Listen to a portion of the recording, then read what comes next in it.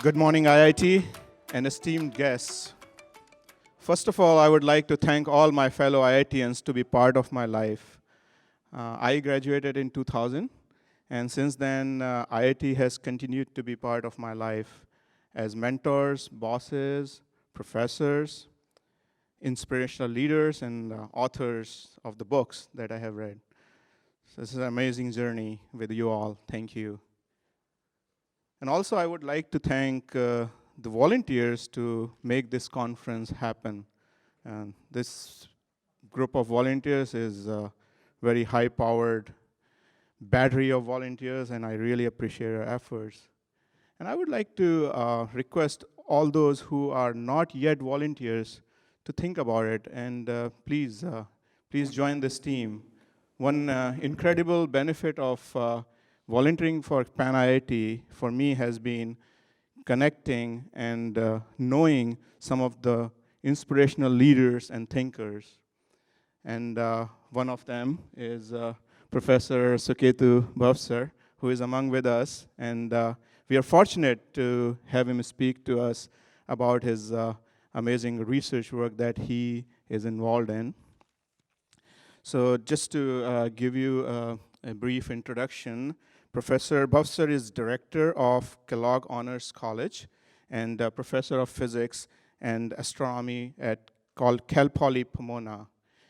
Prior to this, he was director of honors program at University of Kentucky, and he has held several research positions at Raman Research Institute, University of Sussex, Inter-University Center for Astronomy and Astrophysics, to name a few.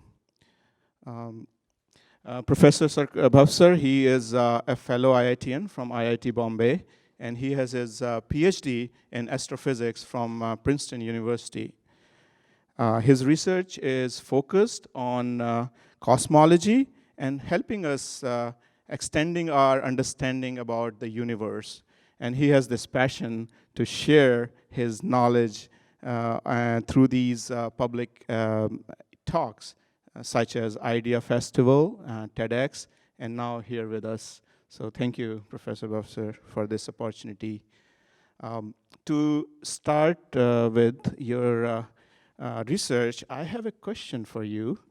When I stare at night in the star-studded sky and planets, I always wonder, what is my place in this universe, in this grand scheme of things? Is your research able to answer that question for me? Okay. First of all, let me just say what a pleasure it is to see fellow IITians and just have a conversation with all of you. The question you asked is what brought me to be a cosmologist. These are questions I think all of us ask sometimes when we are not busy with things, while we are in bed trying to get to sleep. And what is all this? How do I fit into this? And these were questions I had as a teenager. And they're the same questions that philosophers ask. They're the same questions that religions ask. But I decided that I needed to have the tools to answer these questions for myself, try to gather whatever knowledge I could from these different fields. And so I consciously decided to pursue physics, because physics asks the question, why are things the way they are? And in particular, I decided to be a cosmologist. And cosmology asks the deepest questions, almost the existential questions. What is this universe I live in? Where did it come from? What is my place in it? So that's what led me to it. Now, my research had to do with the very large-scale structure of the universe. Everyone in cosmology or astrophysics who studies the cosmos it's sort of like we are in possession of one piece of the puzzle, and we are trying to figure out what part of the picture that piece fits into. But I never forget that really it's the big picture that matters. So as I tried to fit my piece into the big picture, as do other cosmologists, I always remember to step back and try to see the big picture. That is what really drives me and my passion. The deepest questions of what is this universe? Where did it come from? Where is it going? And I could go on about this. In fact, I teach a whole semester course on this. But today, with the time we have, we will maybe just pursue some of the more fascinating things about it. Recently, cosmologists have realized that there are copies of us elsewhere in the universe. You say, what? This sounds ridiculous. And I'm going to talk about why we know that there should be another me, you, even maybe this conference happening somewhere else in the universe, as incredible as it may seem. Let's think about another theory where just pure science brings us to an astounding conclusion. And 100 years ago, more than 100 years ago, in 1905, Albert Einstein came up with special relativity. And then in 1916, so that's even more than 100 years ago now, he came up with general relativity. Now, any scientific theory is based on basic assumptions. The assumptions lead to certain results and then a conclusion. So the assumption was the equivalence of all inertial frames. It's easy, you'll have to, all the IITians will have to remember their basic physics from, the Physics 101. All inertial frames are equivalent. The consequence of that is that whoever measures the speed of light, no matter how fast they're moving, will measure the same value. Now that's incredible. How can I measure a certain speed, and someone whizzing by me at half the speed of light, if they perform an experiment in their little train car, they measure the same speed? Well, what is speed? Distance over time. Einstein realized that maybe distance and time, the way it's measured, are both suspect. And the amazing result of all this, which I'm not going to get into, how, is that time is relative. Now, who would, if you had just been thrown that thing, that time flows at different rates for different people, depending on what frame of reference you are in, you wouldn't have believed it. But it is an unbelievable consequence, something we do not experience, from a basic assumption, which is the basis of all of Newtonian mechanics and Einsteinian general relativity, a consequence of that, which has been verified by experiment, and there we have this amazing result. So I just wanted to say that amazing results can arise. Without going into great detail of how this comes about, we know the geometry of our universe. Our universe can have different geometries just as a plane can have different, you can have a sheet of paper, flat. You can have the surface of the earth, a spherical geometry.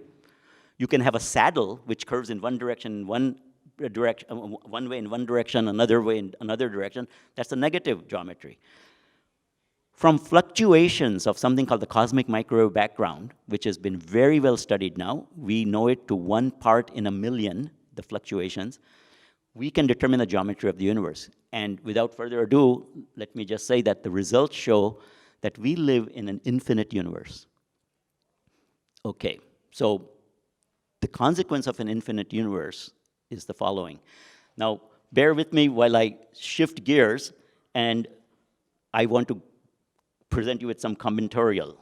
So consider a game of 5-card poker. Whether you played poker or not, you're dealt 5 cards, and we all know how to do this simple combinatorial mathematics. The deck has 52 cards.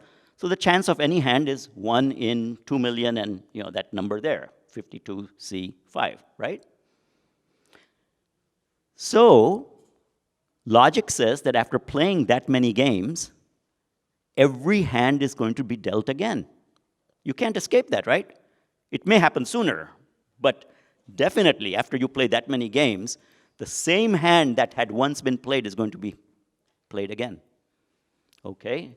If we go to, so let's think about the body that we've been dealt. There are 7 times 10 to the 27 atoms, many more than 52 cards from which you can deal a hand. And they're arranged in a specific way. But given enough permutations, you would have to agree, right, logically, that that same arrangement can happen. Extremely, extremely improbable, but it can happen. would everyone agree with that? Or any objections? Well, when that happens, that's your double. And in an infinite universe, you just keep going, and you keep going, and you keep going until that happens. In fact, in an infinite universe, that'll even happen more than once. This is the amazing conclusion we come to because we have found that the universe is infinite. So here is something that it's hard to grasp. Just like 100 years later, we still can't grasp that time is relative, that a twin can leave the Earth, come back, and be younger than the twin he left behind. Or you could go on a space trip, come back, and be younger than your mother. But that is the fact. That is how nature works. This is how nature will work in an infinite universe. What makes this universe so unique when you are talking about this infinite universe? And how do I exist to even think about it? Okay. So one of the things that we may wonder about is why, what made this universe that began about 14.3 billion years ago, that's again something we know, to eventually form structure, form human beings, form a Marriott hotel that we can meet in and have this conference. I mean, why is it so perfect? What I mean by that is, the universe need not have created the elements. We live in a universe where stars formed, they cooked the elements became complex organisms, evolution took place, eventually consciousness evolved that looks back on the universe and is aware of what it is. Why is the universe so perfect to have this happen? And sometimes this is called the anthropic principle. And the simple answer is, well, if that hadn't happened, we wouldn't be here to ask this question itself. So it's kind of a circular argument, right? I mean, the fact that we are here means that we had to evolve to be here, and the universe had to be perfect. So that is the weak anthropic principle. But you say, how do I wrap my mind around this? Recently, and you all probably heard of it, there's been a development in physics called string theory. What is string theory? Well, it answers this question. Of all the possible universes, why is this one so fine-tuned for us? And it's a very surprising answer.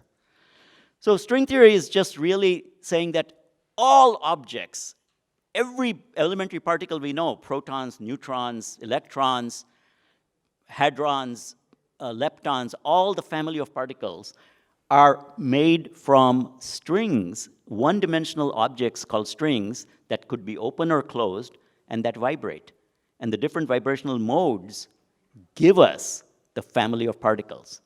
Now, how does that help us? Well, it turns out that if these strings exist, then they have to exist in 9 spatial dimensions. So these one-dimensional objects are vibrating in 9 dimensions, plus the one of time. So we live in a 10-dimensional universe, is the conclusion from string theory, which purports to explain the family of particles. So where are those other 6 dimensions? They're compact. They're here. They're in you. They're in this room. They're everywhere. We are aware of the 3 large dimensions of space, but there are 6 compact dimensions. The analogy given is, suppose you see a squirrel running on a telephone wire. From far away, the telephone wire looks one-dimensional, but it's really 3-dimensional. It's a cable. But the 6 dimensions are at such a scale that we've not even been able to reach those scales at beyond the nuclear level. If we live in such a universe, then it turns out that mathematicians have shown that there could be as many as 10 to the 500 different ways that those 6 dimensions could be wrapped up. Now, 10 to the 500 is an unimaginable number. There are 10 to the 80 particles in the visible universe. Only 10 to the 80 in the visible universe. So you can imagine, or you can't imagine. I mean, I can't imagine how large this could be. And now, something that happens in the early universe is called inflation. I know we have inflation now too, but a different kind. But the space of the universe expands exponentially to as much as 10 to the 57 times its size. Again, unimaginable. When that happens, as the next slide shows, you might have bubble universes forming in the background of the space-time itself, each one with its particular six-dimensional wrapped up unique space. They're called the Kalibu U spaces, who are the mathematicians who found them. So I don't know if I'm I'm going through this pretty fast, so for 20, 30 years of development. So the conclusion is that we probably live in a multi-universe, of which our universe is just one of these bubbles. So again, this is just a representation, okay? It turns out that we could be living in one of these bubbles, and yet from the inside, we would see it as an infinite universe. I have some illustrations to show that, but I didn't bring them here. Now, if we live in one of these multi-universes, and there are 10 to the 500 possible wrapped up six-dimensional spaces, imagine all the universe could be. And so the conclusion is that with all these possibilities, we are in the one that produced us and sustains us. This is perfect because everything that can be is. It may be a very unsatisfying answer to a scientist, and it is. Physicists are in a dilemma right now because we set out to find out why our universe is the way it is, and the answer is, it's the way it is because there are other universes different. In fact, every possible thing you can imagine and not imagine exists. Okay, here is the good one. Is time linear or cyclical? Oh, that's the question is time linear or cyclical? What time is something we don't know, okay? What relativity found is a property of time. But what is time? We all experience it. It seems it is linear. There's an arrow of time. It goes from the past to the future. Why that particular arrow is something that physicists have worried about. It seems that the arrow of time is the same as the arrow of entropy and is the same as the arrow of our memory. I say this because as far as the physics equations go, they're completely symmetric in time. You could go from the future to the past just as well as you could go from the past to the future. The equations do not have a direction, a preferred direction. You know, think of all the equations you know of, you know. But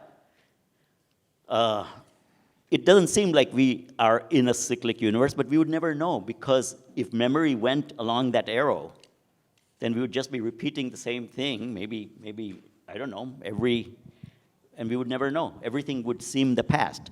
So I think the answer to that question lies in us really understanding what time is, and we don't right now. How is this information relevant? That is, how does this make a difference to the way we should behave, do, or act? This information is relevant to me just because of that bigger question that I started with. I want to understand what it is. What is this physical universe that I live in? And it seems more incredible than anything I could have imagined at the start of my career.